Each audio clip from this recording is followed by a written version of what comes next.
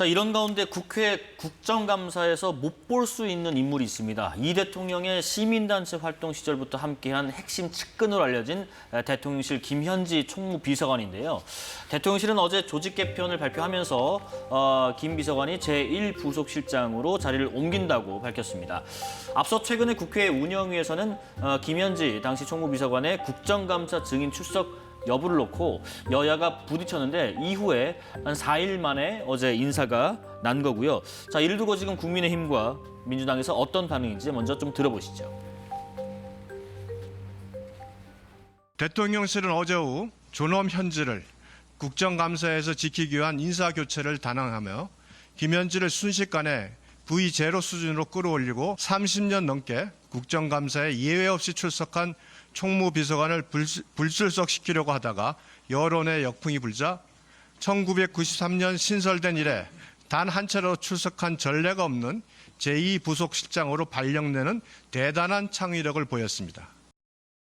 너무 거기에 과도한 의미 부여를 하니까 그렇게 좀 현미경처럼 봐서 그런 거고, 자연스러운 전체적인 보직 이동 과정에 있다라고 하면 그렇게 큰 일은 아니라고 생각이 들거든요.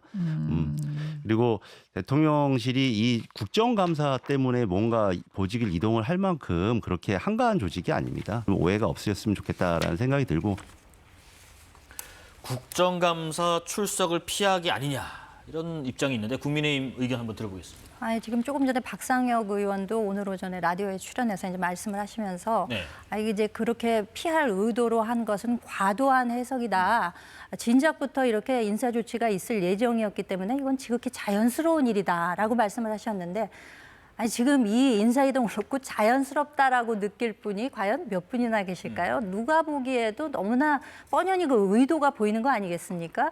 총무비서관의 출석 의무가 없다라는 것을 민주당 쪽에서 운영위에서 진작부터 목소리 높여, 그러니까 그냥 차라리 나와서 총무비서관이 1992년 노태우 정부 이래로 다 배석을 했기 때문에, 왜냐하면은 그 대통령실의 살림살이를 책임지고 있지 않겠습니까? 얼마 전에 특활비 관련해서 이제 발표도 하고 했잖아요. 그러면 배석을 해서 출석을 했다가 궁금증에 대해서는 답변을 하면 그만인 것을, 이걸 과도하게 오히려 반대쪽으로 심하게 핸들을 꺾다 보니까 이와 같은 상황이 나왔고 인위적인 인사 이동이 일어났다. 그러니까 지금 시중에서는 뭐 만사 현통이다라는 이야기가 진즉부터 오갔습니다만 역시 인사도 현통이다. 그러니까 총무비서관을 중심에 딱 놓고 이거 어떻게 조절을 해야 출석 의무가 없는 자리로 갈 수 있을까? 그러니까 일종의 성남 라인이 이렇게 교차하면서 그 회전문식 인사가 지금 이루어진 거 아니겠습니까? 그러면서도 또 지금 하는 얘기가 국회에서 요청이 오면 나가겠다라는 입장에는 불변이다라고 이야기를 하고 있어요. 나가겠습니까? 그리고 요청하겠습니까? 증인 채택되지 않을 걸 뻔히 알면서 지금 하는 얘기이기 때문에 누가 봐도 의도가 뻔한 것이다. 그러니까 뭐 지극히 자연스럽지는 않다. 이런 말씀을 드리겠습니다. 예, 앞서 언급드린 것처럼 한일 정상회담 소개해드렸는데 조금 전에 이재명 대통령과 이시바 총리 간의 한일 정상회담이 시작됐다는 소식이 들어와 있고요. 아마 그 관련된 소식은 저희 방송 직후에 이어지는 5시 뉴스에서 계속 전해드릴 수 있을 것 같습니다. 계속 이어가 보죠.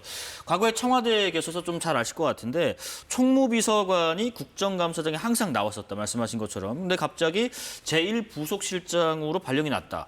부속실장은 국정감사 출석 의무가 사실상 없는 분이다.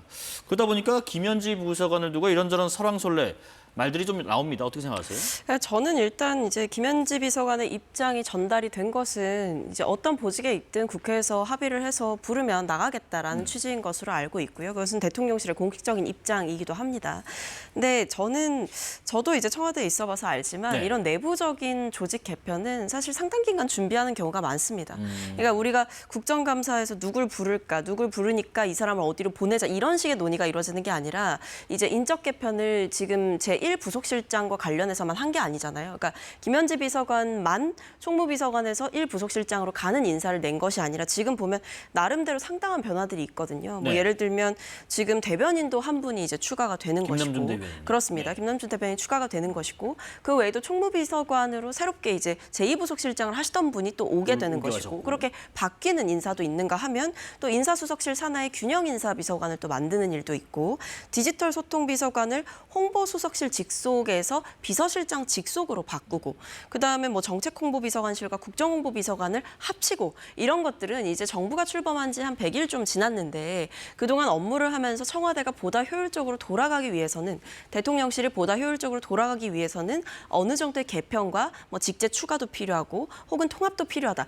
이런 판단은 사실 지난주부터 출석 요구를 받았을 때부터 할 수 있는 계획은 아닌 거예요. 왜냐하면 이게 김현지 비서관만 옮긴 게 아니기 때문에 그래서 저는 이것이 마치 출석을 피하기 위해서 갑자기 옮겼다 이렇게 추정하는 것은 좀 대통령실의 시스템이라던가 이런 부분들을 너무 평가절하하시는 게 아닌가 싶습니다. 짧게 그 말씀하신 것처럼 여러분들이 이제 좀 이번에 인사가 있었는데 어제 이분들이 대체로 경기 성남 시절에 같이 있었던 분들이거든요. 대통령실에 좀 어떤 소통을 조금 더 원활하게 할 필요가 있어서 바꾼 건가 하는 그런 의견도 있어요. 뭐 아마 가장 큰 부분은 이제 뭐 업무의 효율성이겠죠. 네. 그러니까 대통령의 의중을 가장 잘 이해하시는 분들이 또 여러 가지 일들을 이제 돌아가면서 맡게 되는 것인데 아무래도 이제 초반에 지금 대통령실과 지금의 대통령실은 또 업무가 돌아가는 방식이 또 다를 거라고 생각합니다. 왜냐하면 인수위 없이 출범한 정부였기 때문에 초기에 이제 각자가 맡아야 됐던 역할이 원래 또 따로 생각하고 있었던 게 있었을 수 있어요. 근데 이제 대통령실이 이제 출범하고 나서 지금 100일 좀 지나고 나니 이 역할에는 누가 더 적임자겠다 혹은 뭐 대변인을 한 분 더 추가해서 소통을 더 늘리는 게 좋겠다라든지 이런 식의 현실적인 판단과 실용적인 판단이 동시에 있었을 가능성이 높습니다. 하지만 굉장히 자연스럽지 못한 인사다. 이 인사는 이렇게 급작스럽게 할 수 없다라는 의견을 주셨습니다. 자, 정치권 소식 더불어민주당 박성민 전 최고위원, 국민의힘 김현주 전 대변인과 함께했습니다. 고맙습니다.